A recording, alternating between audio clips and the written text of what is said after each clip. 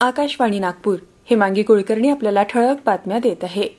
नव्या कृषी कायद्याविरुद्ध आंदोलन करत असलेल्या शेतकरी संघटनांच्या नेत्यांना केंद्र सरकारनं पुन्हा एकदा चर्चेसाठी पत्र पाठवून आमंत्रित केलं असल्याची माहिती केंद्रीय कृषी विभागाचे सचिव विवेक अग्रवाल यांनी दिली आहे. शेतकरी संघटनेच्या नेत्यांना पत्र लिहून सरकार मोकळ्या मनानं शेतकऱ्यांसोबत चर्चेला आणि शेतकऱ्यांच्या मुद्द्यावर समाधानकारक उत्तर द्यायला तयार असल्याचं या पत्रात नमूद करण्यात आलं असल्याचं त्यांनी म्हटलं आहे.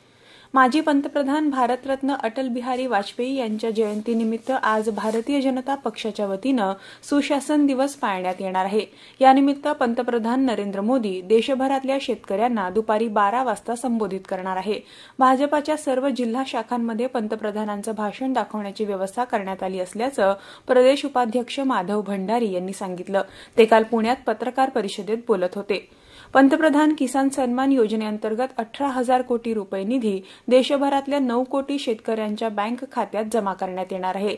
तत्पूर्वी आज सकाळी राष्ट्रपती, उपराष्ट्रपती, पंतप्रधान आणि गृहमंत्र्यांनी अटल बिहारी वाजपेयी यांचं स्मृतीस्थळ सदैव अटल स्मारक इथं सकाळी जाऊन आदरांजली अर्पण केली.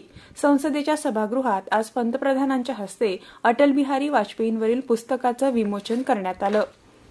आज नाताळाचा सण सर्वत्र उत्साहात साजरा होतो आहे. राष्ट्रपती, उपराष्ट्रपती, पंतप्रधान आणि गृहमंत्र्यांनी नाताळाच्या सणानिमित्त देशवासियांना शुभेच्छा दिल्या आहे.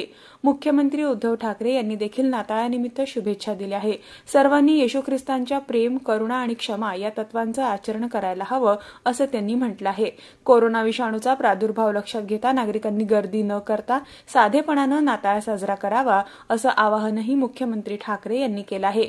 राज्यपाल भगतसिंह कोश्यारी, उपमुख्यमंत्री अजित पवार, महसूल मंत्री बाळासाहेब थोरात यांनी देखील जनतेला नाताळानिमित्त शुभेच्छा दिल्या आहेत. वारंवार हात धुणे, मास्क वापरणे आणि सुरक्षित अंतर पाळणे या त्रिसूत्रीचा अवलंब करा आणि सुरक्षित रहा. याबरोबरच हे ठळक बातमीपत्र संपलं. नमस्कार.